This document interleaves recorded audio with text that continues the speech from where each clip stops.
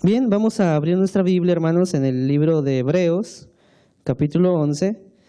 El libro de Hebreos, capítulo 11. Y esta noche vamos a hablar de algo muy sencillo, pero que también es complejo a la vez, ¿sí? Hoy vamos a hablar acerca de la fe. Por eso vamos a abrir la Biblia en Hebreos, capítulo 11. Y vamos a encontrar una larga lista de hombres que sin lugar a duda fueron hombres de fe. Y vamos a leer un poco acerca del testimonio de estos hombres. El tema de esta noche es un tema sencillo, pero no por ser sencillo deja de ser profundo. Por eso vamos a estudiar lo que la Biblia dice, lo que yo creo firmemente que Dios quiere para nosotros. Y así como lo hemos venido haciendo, pues lo vamos a seguir haciendo, ¿no? Vamos a ver y a encontrar en la Biblia lo que Dios realmente espera para nosotros. Pero vamos a hacer un breve repaso, chiquito. ¿De qué habíamos hablado el sábado? Habíamos dicho del hijo pródigo, y habíamos dicho que es necesario que volvamos a casa, ¿no? Y no solamente que volvamos, sino para los que no hemos vuelto, que para los que estamos en casa nos demos cuenta de que es importante también participar de la riqueza de la casa. El día domingo, ¿de qué hablamos? De Job. ¿Y qué habíamos dicho acerca de Job? Que aunque la Biblia lo describe como un hombre importante, como un hombre perfecto, no dejó de equivocarse.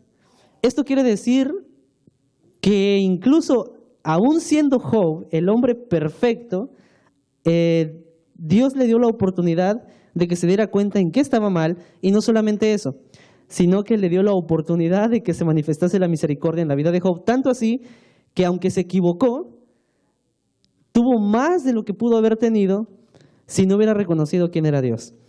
El día martes, ¿de qué hablamos? De leproso. Me salté el lunes, ¿verdad? Sí, me salté el lunes. ¿De qué hablamos el lunes? ¿De leproso? ¿Hablamos? No. Sí, hablamos de leproso, tiene razón. Sí, tiene razón. Hablamos de leproso y hemos dicho que es necesario planear para ir hacia donde está Jesús. Bueno, después del leproso, ¿de qué hablamos? Del paralítico. Y habíamos dicho que hay veces donde parece que no tenemos fuerzas y es Jesús quien viene a nosotros. ¿Después de qué hablamos? Que es la parte de ayer. Sí. Hablamos acerca de la resistencia. Hablamos de que para que podamos resistir tenemos que tener la armadura de Dios, y aunque a veces es difícil, la única manera de poder tenerlo es con la fuerza de Dios, nada más. Bien, hoy vamos a hablar acerca de la fe. Y para eso, pues es necesario, primero que nada, saber qué es la fe.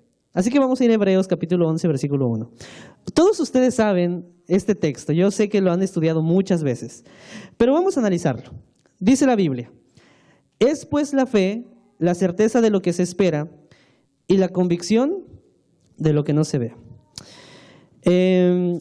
Entonces, para que la fe pueda ejercerse, ¿tenemos que tener las cosas o no las tenemos que tener?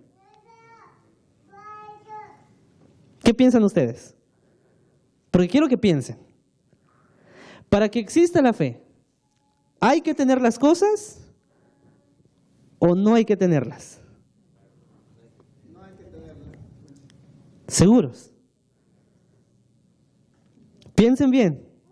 O sea, dice la Biblia que la fe es la certeza de lo que se espera y la convicción de lo que no se ve. Pregunto entonces, para que la fe se pueda manifestar, ¿tenemos que tener las cosas que queremos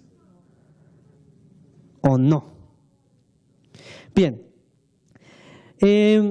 si regresamos varios libros atrás, vamos a llegar al Génesis. Y en el Génesis está descrita lo que fue la creación, ¿verdad que sí? ¿Ustedes saben qué hizo Dios en cada día? ¿Cuántos se saben de memoria eso? ¿O no se acuerdan muy bien? Bien, si no se acuerdan no importa. Lo importante de esto es que ¿en qué día creó Dios al hombre? En el sexto día, ¿verdad que sí? Dice la Biblia que los creó en el sexto día. Y cuando los creó, dice la Biblia, fue la tarde y la mañana, el día sexto. Antes de que Dios crease al ser humano, ¿qué creó Él? ¿Qué creó? Creó la naturaleza, creó todo lo que vemos, pero dice la Biblia, y si vamos por orden, dice que hizo la luz, ¿verdad que sí? Separó la luz de las tinieblas, hizo la luz, hizo la expansión, hizo que haya estrellas, que haya sol, que exista todo lo que ahora podemos ver. También de la tierra nació hierba, nacieron los árboles, después fueron hechos los animales, no solamente los animales acuáticos, los animales de aire, sino los animales terrestres. Y después de que todo eso ya estaba, dice la Biblia que Dios crea al ser humano, ¿verdad que sí? ¿Qué día lo hace, habíamos dicho? El sexto. Acuérdense que estamos hablando de fe. Cuando el ser humano es hecho, ya estaba todo lo que hoy conocemos como naturaleza, como mundo, como tierra, como cielo. ¿Ya estaba hecho, sí o no? Sí. ¿Qué era lo único que hacía falta en la creación de Dios después de la creación de Adán y Eva? O al menos del hombre. El sábado, ¿verdad que sí? El sábado está en el séptimo día. Pero ahora, imagínense ustedes este cuadro. Dice la Biblia que sopló Dios aliento de vida y fue el hombre un ser viviente, o sea que cobró vida. Lo que hace Dios es simplemente soplar, darle ese aliento que el ser humano necesita. Adán, que es el primer hombre en la tierra, cuando cobra vida, pregunto yo, ¿qué es lo primero que observa Adán cuando abre los ojos? No. ¿Qué es lo primero que crea? A ver, vamos a pensar un poquito. Dice la Biblia que Dios hizo un muñeco de tierra, un muñeco del polvo de la tierra. Y yo me imagino que este muñeco, hay dos opciones. Puede estar parado, viendo hacia enfrente, o puede estar acostado. Las dos opciones pueden ser correctas. No sabemos detalles en cuanto a eso. Lo que sí sabemos es que en qué lugar del cuerpo de Adán sopla Dios. En la nariz. O sea que si sopla en su nariz, que es más o menos a esta altura, por ejemplo, si alguien de ustedes me viniera y me soplara enfrente, pues ¿qué es lo primero que voy a hacer? ¿Qué es lo primero que yo voy a ver? ¿El rostro de quién? En este caso del Creador. Por lo tanto, ¿qué es lo primero que Adán entonces observa al momento de abrir los ojos? A su Creador, ¿verdad que sí? Ahora, cuando observa a su Creador, yo me imagino que el Creador se presenta con Adán como su Creador y le dice, yo te formé. Ahora, Adán acaba recién de vivir, recién acaba de cobrar vida, recién acaba de ver por primera vez en toda su vida lo más precioso que es el rostro de su Creador. O sea, tú y yo en este momento no podemos ver el rostro de nuestro Creador porque estamos con un velo.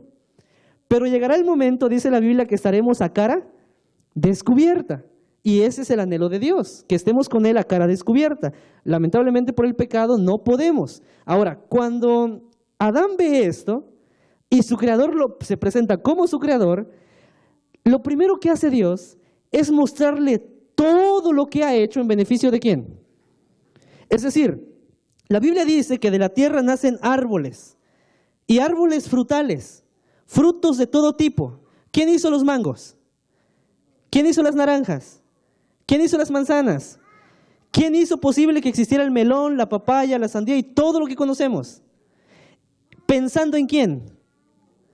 En nosotros. O sea, cuando Dios permite que nazca todo esto, lo que está pensando es que en el plan, en el schedule de Dios, justamente en el día sexto va a haber un ser que va a disfrutar de todo lo que hasta este momento Dios ha creado. ¿Verdad que sí? Ahora, esto es muy interesante, porque no solamente crea los árboles frutales y la comida para el hombre, los animales son creados para que tengan la capacidad de jugar con el ser humano. Es decir, Dios permite que el ser humano, todo lo que lo rodea, sea para que él sea feliz. El propósito de todo lo que vemos es para que el ser humano sea feliz. Es decir, llega la noche y el ser humano ve hacia el cielo, ve hacia arriba, y en la noche, al menos cuando no hay contaminación eléctrica, ¿qué podemos observar? Las estrellas, ¿qué más? La luna. ¿Y verdad que es un espectáculo? Yo no sé, bueno, yo recuerdo de donde yo vengo, hay un lugar que se llama Siltepec, Chiapas, que de donde yo vivo es más o menos 2 horas montaña hacia arriba. Y un día fuimos a un campamento con unos muchachos de ahí, de la zona, y donde llegamos, la gente sí tiene electricidad, pero la electricidad es muy bajita. Y allá la gente pues se duerme más o menos entre 8 de la noche, 7:30, más o menos ya están todos dormidos, ¿no? Pero como llegamos de campamento, ese día era fiesta. Entonces a esa hora se apagó todas las luces porque hay una casita aquí, otra casita como a media hora caminando, otra casita como a 40. Ustedes saben, ¿no? Más o menos los que conocen la sierra, al menos en México. Y hermanos, ustedes no se pueden imaginar lo hermoso que es ver un cielo estrellado sin luz eléctrica, donde no haya contaminación eléctrica. Parece que el cielo lo tienes frente a ti. Hasta quisieras agarrar una estrella porque parece que está tan cerquita. Y es tanto que de verdad es un espectáculo. Y en la mentalidad de Dios, cuando hace todo lo que hace, está para que el ser humano disfrute de lo que Dios ha hecho. Entonces ahora Adán ve hacia arriba, ve el sol, conoce las estrellas, conoce todo lo que conoce, y Adán hace una pregunta. ¿Cuál es la pregunta? La pregunta es, ¿y quién lo hizo? Y de repente Adán agarra un mango, se lo come, es tan delicioso, y pregunta, ¿quién lo hizo? Y de repente Adán agarra una sandía, que por cierto es mi fruta preferida, y Dios le enseña a cómo abrirla, se la come. De hecho, lo más rico de la sandía es el corazón de la sandía. Algún día traten, partan una sandía en un cuadrito a la mitad, lávense las manos y metan la mano, así literal, metan la mano en el centro de la sandía y saquen el corazón y cómanselo. Es lo más rico que puede haber. Bueno, que sea una buena sandía, claro, cuando sea época de sandías. Y saben, hermanos, que es interesante porque cuando Adán hace eso y lo prueba, yo me imagino la cara de Adán. ¿Qué pasa cuando tú te comes una rica pupusa? ¿Qué cara haces? Cuando el mexicano prueba un rico taco, cuando pruebas tu comida preferida y está bien hecha, ¿verdad que se siente rico? Ahora imagínate en la creación lo que recién está hecho, y hecho por Dios, no por cualquier cosa. Que de hecho la Biblia dice que todo es hecho, que todo fue hecho bueno y en gran manera.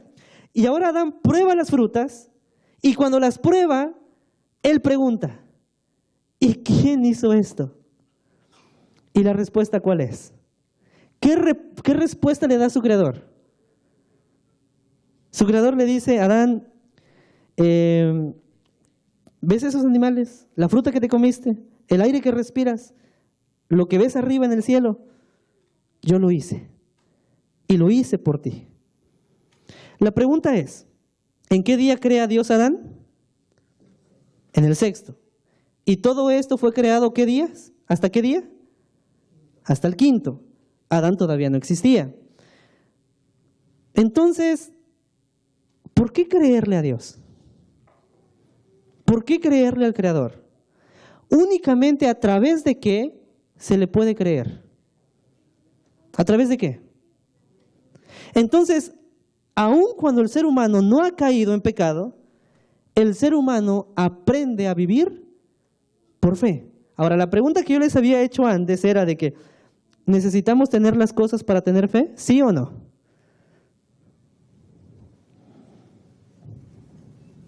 Dice la Biblia que la fe es la certeza de lo que no veo, la convicción de lo que yo espero pero todavía no tengo. Entonces, para que haya fe, ¿tenemos que tener las cosas? ¿Sí o no? ¿Cuántos dicen sí? Honestamente, que sí hay que tener las cosas para tener fe. ¿Cuántos dicen no? Que no hay que tener las cosas para tener fe. ¿Verdad que Adán tenía su sandía en sus manos? Y cuando preguntó, ¿quién hizo esto? ¿Qué dijo el Señor? Yo lo hice y lo hice para ti. Y la única manera de creerle a Dios era a través de ¿qué? teniendo fe. Ahora, o sea, Adán tenía lo que tenía y tenía fe. La pregunta entonces es, esta noche, ¿qué tenemos nosotros? ¿Y si lo que tenemos produce fe? ¿O tenemos que aprender a no tener para tener fe?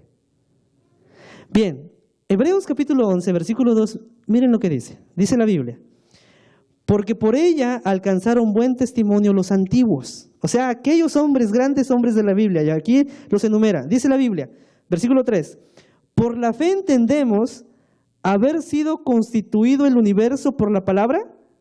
O sea, por la fe tú y yo entendemos que Dios hizo este universo. Y que este universo no tiene tantos millones de años como la ciencia lo dice. Ahora, aquí entramos en un gran problema. Porque hay científicos que aseguran que por lo menos la Tierra tiene millones y millones y millones y millones de años. Pero cuando tú vas a la Biblia y sacas cuentas desde el Génesis hasta el Apocalipsis, a través de las generaciones, ¿cuánto tiempo tiene esta Tierra? ¿Cuánto tiempo? 6.015 años y mes y medio. Así de sencillo. Pero ¿cómo puedo creer esto?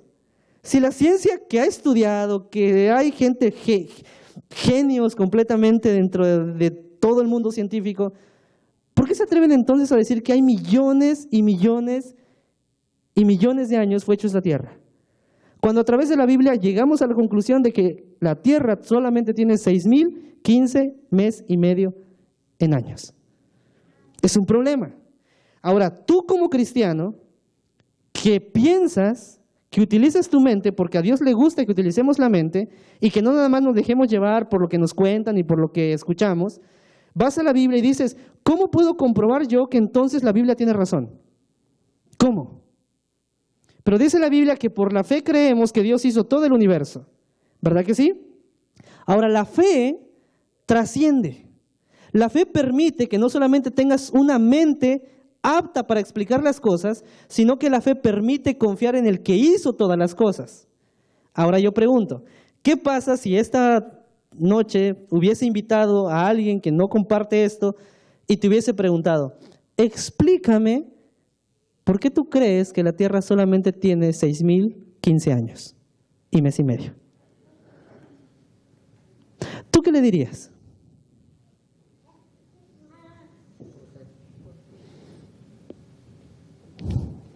¿Cómo lo comprobamos?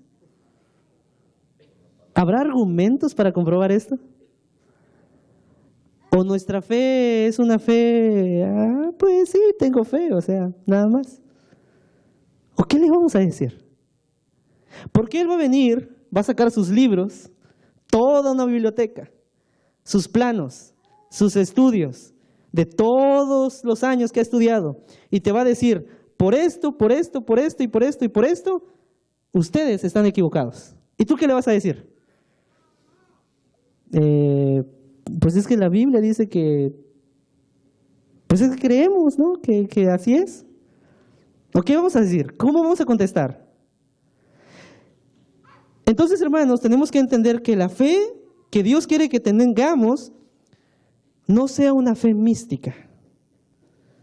Y saben, hermanos, que muchas veces nosotros creemos lo que creemos, no porque lo hemos comprobado, sino porque nos lo han dicho. ¿Están ustedes de acuerdo en esto? Cierta vez en una iglesia, el coro de la iglesia, que era muy grande, pasaba todos los sábados a cantar en los cultos, y cada vez que pasaban a cantar, antes de pasar, lo voy a hacer de este lado, porque de este lado hay muchas cosas, antes de pasar, la gente que pasaba hacía esto, subía a la plataforma y hacía, y seguía caminando, y así se iban poniendo. Ustedes saben cómo llegan los coros, ¿verdad? Y en esa semana hubo un muchacho nuevo que había entrado al coro. Entonces, de repente, se daba cuenta que todas las veces que pasaban, llegaban y se agachaban y pasaban. Y el muchacho no entendía qué estaba pasando. Cuando él pasó, porque era el último, cuando él pasa y le da pena agacharse, entonces voltea a ver a todos y sigue caminando. Cuando terminan de cantar, en la salida, se acerca uno de los integrantes del coro y le dice, por ti lo que hicimos estuvo mal. Y el muchacho se asustó, pero dice, ¿pero por qué? Es que tú no te agachaste cuando pasaste a cantar. Y él contesta, pero es que yo no, o sea, pero, a ver, para empezar, ¿por qué se agachan? Y entonces el miembro del coro, que lo estaba regañando porque no se había agachado, lo ve a los ojos y dice, ¿por qué hay que agacharse? Desde hace años, todos los integrantes de todos los coros, de todos los años, antes de pasar, se tienen que agachar. Y entonces él no entendía lo que le estaban diciendo. Y dice, pero es que yo no encuentro una razón para agacharme, no entiendo. Y entonces él empieza a preguntar a los hermanos de la iglesia y empieza a preguntar y dicen, ¿por qué se agachan cuando pasan al coro? ¿Por qué? Y resulta que nadie le da una respuesta. Es decir, el coro se agacha porque así fue siempre, pero nadie sabe la razón. Entonces a alguien se le ocurre y dice, oye, habla con el más anciano de la iglesia y seguramente vas a encontrar una respuesta. Así que el muchacho va y encuentra a algún anciano de la iglesia, hace años de los que fundaron la iglesia, y empieza a conversar con el anciano. Y el anciano de la iglesia le dice, yo te voy a explicar por qué se agachan, entre risas y un poco de humor. Dice, lo que pasa es que hace años, cuando Muy se fundó el coro, en esa parte de la iglesia había una campana, y la campana estaba muy bajita. Entonces, para que el coro pasara, pues tenían que agacharse todos, porque si no, no iban a poder subir. Pero quitaron la campana y por alguna extraña razón lo siguieron haciendo. Tanto así que hasta hoy la gente se sigue agachando para pasar. Cada vez que yo lo veo me da risa, dice el viejito. Entonces el muchacho empieza a conversar con él y se ríen los dos. ¿Y cuántas veces, hermanos, nosotros no somos así? Creemos lo que creemos, no porque lo comprobamos, sino porque a alguien se le ocurrió y dijo. Sino porque alguien dijo que así era. Es que yo creo porque pues así es. Es que yo creo en el huevo que si te lo pasas te cura el mal de ojo. Pues es que así es, así dijeron. ¿Quién sabe? Yo no lo compruebo, pero así es. Y creemos en esas cosas, y utilizo esto para que pensemos un poquito, y entonces nuestra fe es mística, porque entonces yo tengo fe en alguien que me ha dicho que crea, pero que yo no he comprobado. Y si yo no lo compruebo, va a ser muy complicado y muy difícil que pueda defender mi fe cuando sea aprobada. Por eso cuando alguien viene y te dice, oye, pero es que tú crees esto, ¿por qué? Porque así es. Porque así me lo enseñó el pastor. Porque así me lo dijeron en la clase. Porque así es, así lo dice el libro. Pero ¿cuánto tiempo nos hemos tomado para comprobar realmente las cosas que encontramos en la Biblia? Cuando hacemos eso, entonces tu fe ya no es una fe vacía. Es una fe que tiene confianza en pruebas bíblicas que el Señor te ha revelado con un único propósito, para que lo conozcas más a Él. Y cuando eso pasa, entonces empieza a cobrar todo tanto sentido que te da ganas de seguir aprendiendo, que te da ganas de saber realmente quién es Dios, que te da ganas ya no de agacharte, sino de pasar firme, porque ahora ya no está la campana. Es decir, la clase de fe que aprendemos a desarrollar es una fe tan sólida que sí puede comprobar lo que creemos. Y cuando eso pasa, entonces el mundo presta atención a lo que dices, no por lo que crees, sino por lo que sabes que es una realidad. Y saben, hermanos, que aquí, en este punto, y abro paréntesis, tenemos un grande problema nosotros. Porque es aquí cuando nosotros mismos distamos mucho de lo que creemos. En psicología a esto se le llama disonancias cognitivas. ¿Qué es una disonancia cognitiva? Una disonancia cognitiva es un pensamiento que el ser humano tiene de creer algo que simple y sencillamente no lo es. Y somos tan disonantes a un nivel que existiera en una carrera, seríamos profesionales, algunos tendríamos un doctorado, una maestría, porque realmente creemos algo, pero no sabemos por qué. Entonces empiezan a haber problemas en la iglesia, problemas en la familia, problemas entre pareja, problemas con el vecino, problemas con la familia, problemas con los hijos, con los padres, por la sencilla razón de que tenemos creencias que no están sustentadas en nada. Y entonces la fe que supuestamente tenemos no nos lleva y no nos conduce a ningún lado. Por eso cuando oramos, oramos sin convicción. Por eso cuando estudiamos, estudiamos por cumplir un requisito de que ya estudié. Por eso cuando venimos a la iglesia, venimos por costumbre. Porque esas son las consecuencias de una fe que, aunque suena feo, es una fe barata.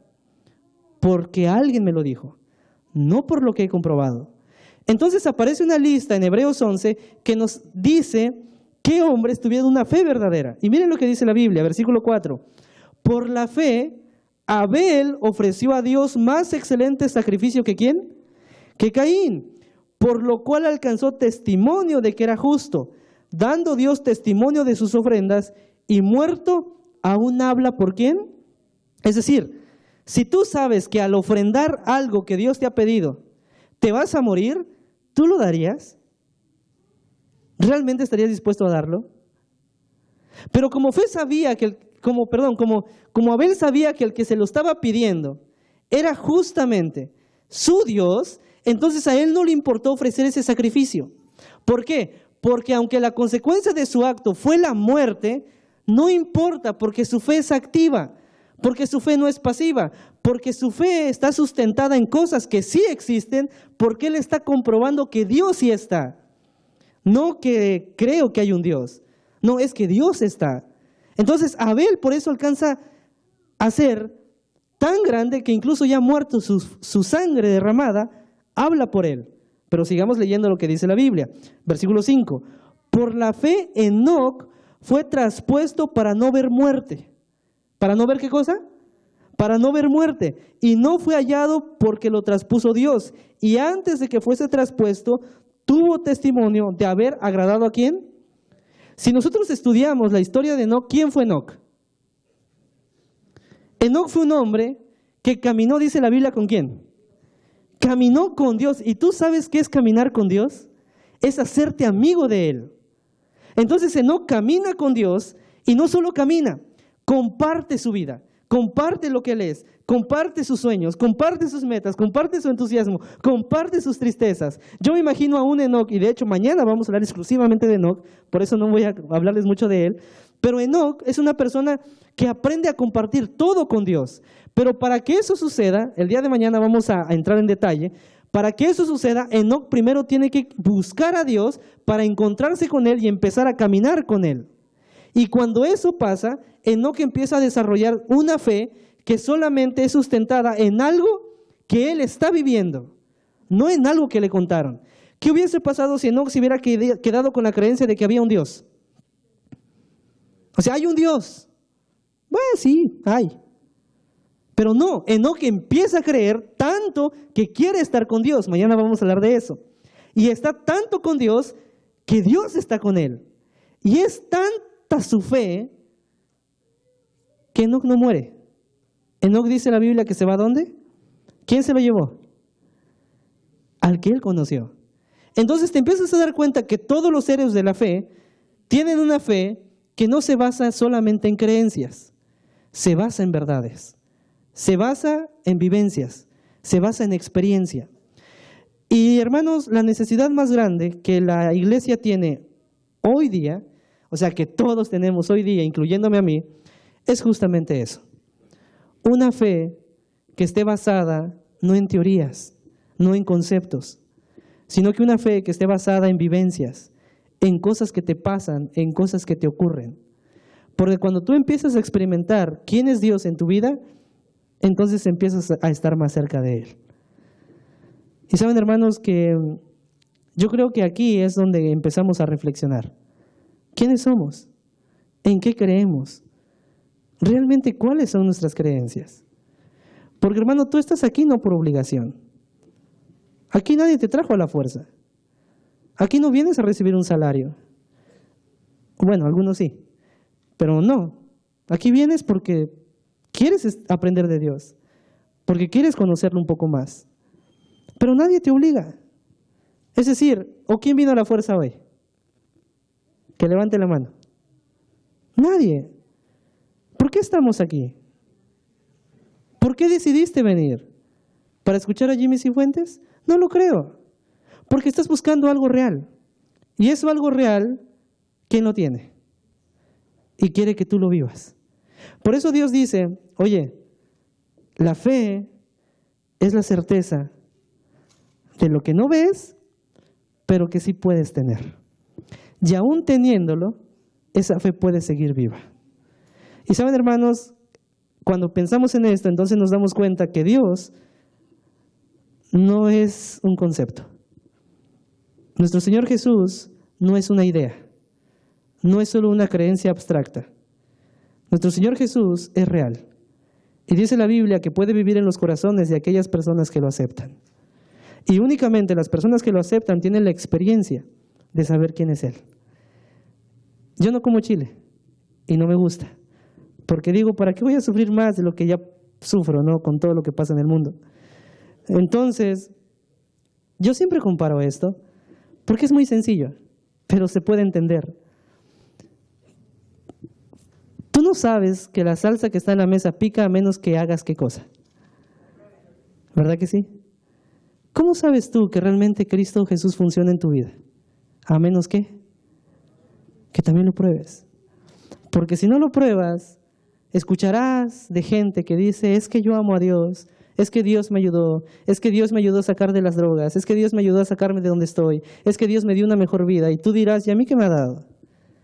Pero no, la pregunta no es qué te ha dado. La pregunta es tú qué le has dado.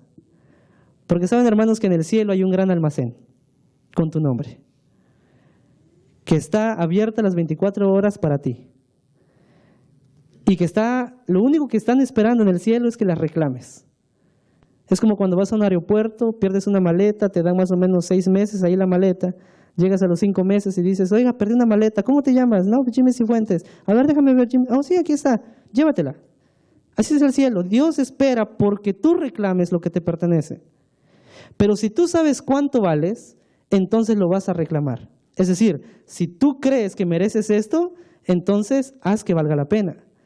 Entonces Dios lo que espera de ti es que justamente reclames lo que te pertenece. Y la única manera de reclamar lo que nos pertenece es a través de ¿qué? De la fe. Porque si yo no creo que en el cielo hay un almacén esperando por mí, jamás vamos a tener lo que Dios quiere para nosotros. Ahora, aquí también hay una realidad. Dios nos ama tanto, hermanos, y de verdad nos ama tanto, que aunque no le reclamemos esas cosas, nos da una probadita de lo que sería nuestra vida si estaría realmente comprometido con Él. Y nos consiente, nos da lo que no pedimos, nos da lo que a veces ni siquiera pasa por nuestra mente, nos da bendiciones tan grandes que ni nos damos cuenta, y te lo da por la sencilla razón del placer de dártelo. La pregunta es, ¿qué vamos a hacer nosotros al respecto? Hermanos, ¿cuántos quieren seguir agachándose aunque no haya ninguna campana ahí?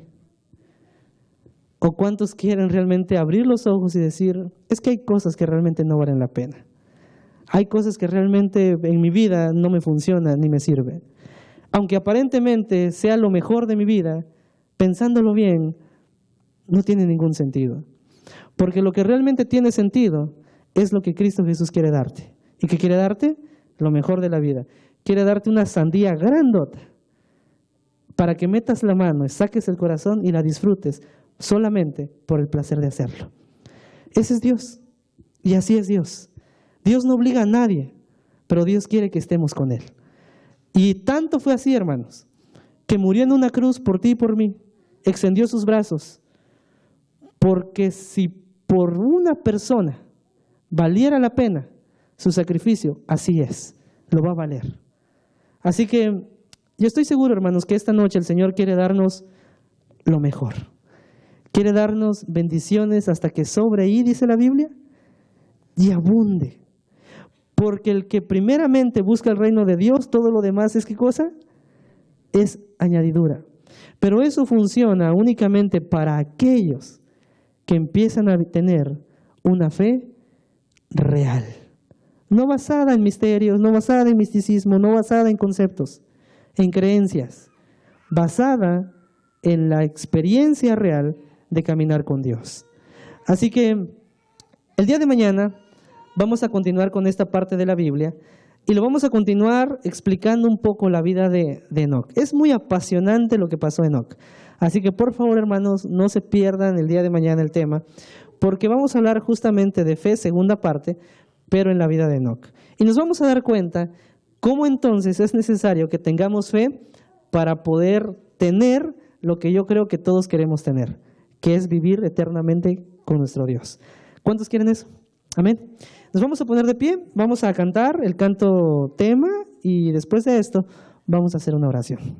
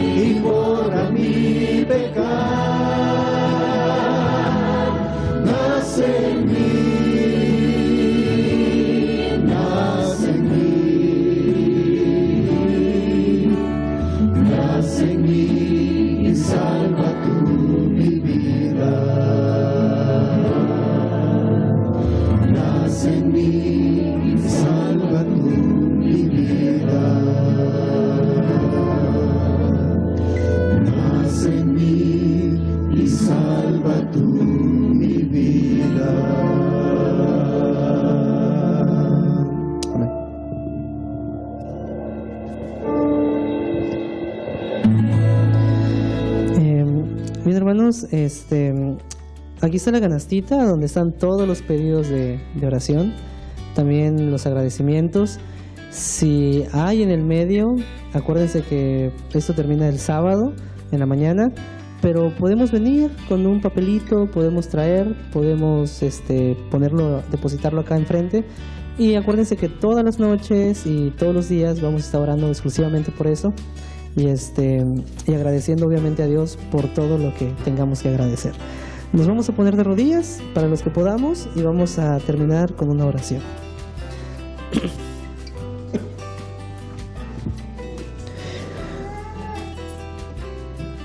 Señor que estás en el cielo, te damos muchas gracias, Padre, porque sinceramente sin ti, Señor, muchas de las cosas que hacemos o que tenemos no tendrían sentido. Y aunque a veces no nos damos cuenta, Señor, de cuán grandes cosas haces por nosotros, queremos suplicarte y queremos pedirte que nos ayudes, Señor, a ser más sensibles a tu voz, más sensibles a lo que quieres para nosotros, más sensibles a lo que nos conviene, más sensibles, Señor, a lo que realmente vale la pena en esta vida y más sensibles a tu llamado. Queremos pedirte que nos ayudes a escucharte más, que nos ayudes, Señor, a comprender más lo que tú quieres para nuestra vida, porque sabemos que la única forma de llegar a tener un verdadero sentido en lo que hacemos y en lo que tenemos es únicamente a través de ti, por medio de tu Espíritu Santo. Por eso, Señor, esta noche te pedimos exclusivamente para que ayudes a fortalecer nuestra fe. Hay gente, Señor, que tiene fe, pero tiene fe en muchas cosas que no tienen que ver contigo. Hay gente que tiene fe en su dinero, fe en su profesión, fe en sus creencias, fe en tantas cosas, Señor, que escapan muchas veces de una realidad. Pero hay gente que también tiene una fe que se basa en ti y en tu amor. Y queremos, Señor, que la fe de todos los que estamos aquí sea direccionada hacia ti. Queremos que nuestra fe sea una fe llena de ti, que sea una fe que piense, una fe que razone, una fe, Señor, inteligente, una fe sabia, una fe que esté llena de tu Espíritu, porque sabemos, Señor, en quién creemos y sabemos quién eres tú. Y sabemos que tú eres, Señor, el Dios Todopoderoso que hizo la tierra, que hizo el universo y que lo hizo pensando en nosotros. Por eso, Señor, muchas gracias, porque desde un principio quisiste que creyéramos en ti. Y aunque nos separamos de ti por medio del pecado y de las cosas malas que hacemos, sabemos que hoy nos llamas, que hoy tocas la puerta de nuestro corazón y que quieres, Señor, que experimentemos una vida contigo. Por eso te pedimos que nos ayudes a que así sea, pero que se haga tu voluntad. Porque muchas veces, tratando de hacer las cosas, aunque sea para bien, por nuestra cuenta, terminan saliendo mal. Pero, Señor, contigo sabemos que es diferente y sabemos que sí se puede. Por eso te pedimos la unción de tu Espíritu en nuestra vida, para que tomemos buenas decisiones, para que seamos personas de convicción correcta y que de esta manera, Señor, en la iglesia contribuyamos para que no solamente tu obra avance, sino que nuestra vida espiritual crezca y que juntos podamos esperarte muy pronto para estar contigo para siempre. Señor, bendice a cada padre de familia, bendice a los niños, a los bebés que están en la iglesia, a los muchachitos de 5, 6, 10 años, a los adolescentes, bendice a los jóvenes, a las señoritas, bendice a los hermanos ya adultos, a los ancianos de la iglesia, a los hermanos que están enfermos, a todos ellos, Señor, bendícelos según sea su necesidad. Y también te pedimos una bendición por todos los nombres, peticiones y agradecimientos que están, Señor, depositadas en la canastita aquí enfrente. Tú sabes quiénes son, tú sabes la necesidad y tú sabes, Señor, lo que te agradece. Y queremos pedirte únicamente que prestes atención como siempre lo haces, para que tu voluntad se haga en cada una de las vidas de las personas. Que seas tú, Señor, quien actúe y ayúdanos para dejarnos actuar por ti también. Señor, gracias por el mensaje de esta noche. Gracias por ayudarnos a darnos cuenta de que esta fe no se alimenta solamente de creencias, sino se alimenta de comprobar lo que creemos. Y hoy queremos comprobar de que tú estás con nosotros. Por eso, Señor, te pedimos que nos acompañes cada momento. Llévanos con bien a casa, bendice también los alimentos que se darán en la parte de atrás y que el día de mañana sea una noche más de bendición en esta tu casa. En el nombre de Jesús. Amén, Señor. Amén.